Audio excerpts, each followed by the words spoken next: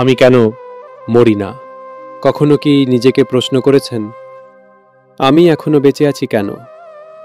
আপনি কি সত্যিই প্রস্তুত মৃত্যুর জন্য?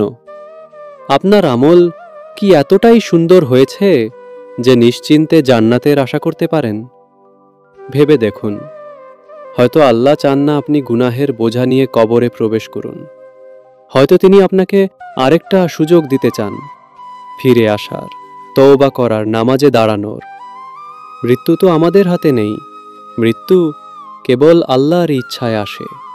তাহলে এই শ্বাস, এই প্রতিটি মুহূর্ত আসলে আল্লাহর পক্ষ থেকে একটি ডাক, ডাক তার দিকে ফিরে আসার।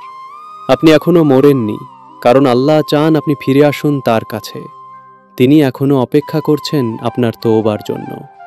ভিডিওটি ভালো লাগলে চ্যানেলটি সাবস্ক্রাইব করুন আর অন্যদের সাথে শেয়ার করুন, যেন তারাও উপকৃত হয়। আল্লাহ আমাদের সবাইকে হেদায়েত দান করুন।